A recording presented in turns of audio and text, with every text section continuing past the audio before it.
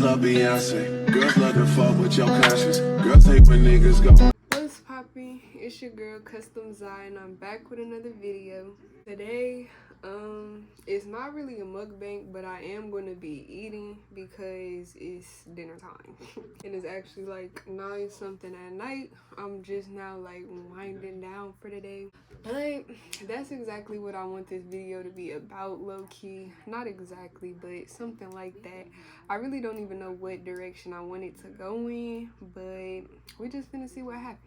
Honestly, one of the things that I know I want to talk about before I get into unboxing my new prints that will be available at my next pop-up event. If you are in the Ohio area, you should pop by. I will be posting about it on my page or whatever, so you can find out further details about that.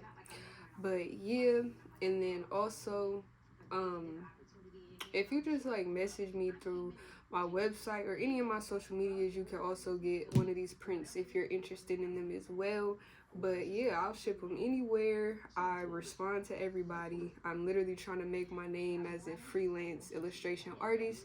So if you are feeling any of my work at any point, even if it's like something old that you just happen to really like, just let me know and I'll get a print of it, send it to you, give you a price, boom. It's whatever. Honestly, like I said, I'm just really trying to build my name as a freelance illustration artist, so it's hard for me to turn down anything, honestly. But yeah, so with that being said, I just want to talk a little bit about what they don't tell you about entrepreneurship. So obviously, being that this is an art channel and I'm an artist, a lot of it is going to be like art related or whatever, but also I do own vending machines. So I run a separate what is it called, do business as. I have yet to officially get that, but that's what I plan to do as far as like my vending. So I have my LLC for Custom Zai, my brand as an artist, but also I do vending as well. So I'm planning to keep that under my same LLC, but like do business as, you feel me? Yeah. So that's what I'm trying to do with that. And then also, y'all know I talk about it all the time. There's videos on my page about it. I'm a tattoo apprentice right now, so that's the third business, basically self-employment avenue that I'm working on. And then also YouTube. So really, I just want to, I always like to document my journey, whether I fall flat on my face or am doing really good, business booming. Either way, just like when I posted a video about like, oh, the best week of my life, like business was really good, it was cool, I was just feeling very motivated, very up there. Yeah, let's go. In my bag, I'm an entrepreneur. Woo, yes. Like all flowers and sunshine, work for yourself and learning how to do all this stuff and making your own money and not have to listen to nobody. Yeah, there's good times, don't get me wrong, but also there's things that people do not tell you. One of the main things that I'm finding right now is work literally does not stop. Like, there's luxuries to having a 9 to 5. And I don't know why, like, I don't know, it's not, I don't know how or why or whatever. We live in a society where, like, yeah,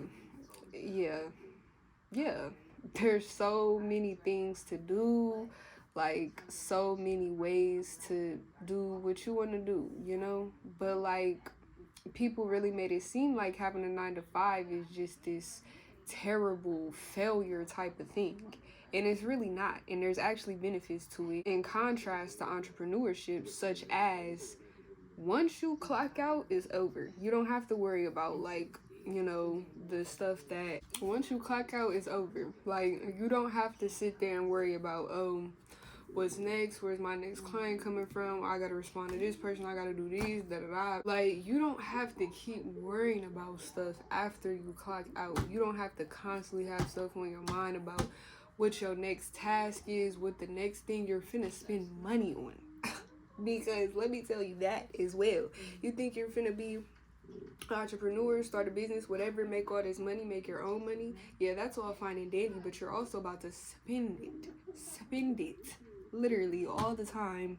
And when you're first starting out, more than what you're getting back. I'm going to be honest with you. So yeah, you might end up in a hole a little bit, but you'll get yourself back out depending on how you assess and reassess the situation. But you're going to constantly be putting in work. Of course, I mean, not even of course, even after you make it, like people who I literally am aspiring to be like, people I'm studying under, I still hear them like complain or whatever about, you know, stuff that they have to do in their position. And I understand how they might like feel like that. Even though I literally want to get to be in their shoes, I understand how like when you're on a certain path and living a certain lifestyle, like it's not always green on the other side. It's not always just fine and dandy just because you work for yourself type ish. And so, yeah, so there's that. And then also, in terms of like perfecting your craft and stuff, like when, as far as perfecting your craft, as far as whatever you're pursuing a business in, whether that's selling lashes, painting, contracting, whatever it is that you want to do for your business, as far as like perfecting your craft and what you do for that business, you're obviously going to be in like a learning phase in the midst of you trying to build your own shit. So you really have to humble yourself. And music is really therapeutic. Like, side note, I was just listening to music and it just happened to go to what was it called, Loyalty by Kendrick Lamar and Rihanna. And at the end, like very at the end, that's why you gotta listen. You really gotta listen to these songs. Like sometimes you might think, oh my gosh, like this song is just a song, but if you actually listen to the words that they're saying, you could probably find something to relate to. But anyways, she was like, it's so hard to be humble. God knows I'm trying. God knows I'm dying. And I felt that. Because you really have to be humble. Like when you're on the stages, the early stages of getting to where you want to be, you have to humble yourself to get through those learning experiences, because learning experiences can be very intimidating. They can be very hurtful to your feelings. Like they can be very I don't know, deceiving. You might think one thing is like one situation is teaching you this, but it's really not. It might be something else. Learning experiences, being in a learning environment, that type of thing can be all types of things aside from just positive growth. Oh, everybody's learning, woo! Like it's not always a kindergarten teacher type of vibe. Sometimes it's the bitch ass professor that don't want to see you win. Sometimes it's just it can be a lot. Like the type of environments that you might find yourself in while you're learning things may make you uncomfortable, and you always have to keep a certain level of humbleness, and then also just like keeping an open mind to just take lessons, take every lesson that you can get, put yourself aside, put your pride aside, stop taking stuff personal. Like, you know, you really have to get out of that in order to get to where you want to be. And that's the part about entrepreneurship that people don't touch on. Like, you have to internally be ready for that. It's not just about, oh, I want to start a business. It's not even just about, oh, now I got an LLC. Even if you know all the official things to starting a business, which for most people is the hard part, it's still like some internal growth that comes along with it. I don't care what you say, like, and that's why sometimes it really baffles me how like people can make it to a certain point and feel like they just can't be touched, feel like they just like so above everything and everybody, because I know that you had to humble yourself to get to that point. At some point, you had to humble yourself. Like, there's no way you made it that far without being able to fuck up and feel fucked up, be fucked up. And yeah, so that's just really all I wanted to say about entrepreneurship and just the stuff that I'm learning right now, honestly. And yeah, some of that of what I said relates to art. Some of it has nothing to do with art, but I just wanted to share that with you all. Also, y'all should comment down below if anybody here is interested in knowing like critiques that I'm getting on like my tattooing journey or whatever, because that's very much where my head is at right now. All the art that I'm about to make as of recently is probably going to be like tattoo design related and stuff, because I'm really trying to get into that mode. So yeah, and I can very much go into further depth about like stuff like that and just what I'm learning, just to help people, anybody who's watching me who might be like also an apprentice or whatever, just wondering, stuff like that. I'm very much open to that, and I think that might be my next video actually. So yeah, get ready for that. But now we're about to get into unboxing the new prints that I have. So I said what I said. If you like them very much, let me know anywhere where you want to let me know. And yeah, also I just want y'all to know that y'all get exclusive, because y'all really get to see me open the prints, like unboxing in real life, secret. When I do it like on TikTok or Instagram or something, it's fake. I probably already opened it and all of that. I'm just,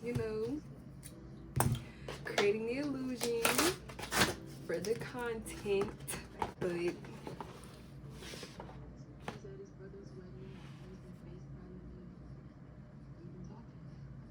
wait, you're playing. You're not for real. You're not for real. Wait.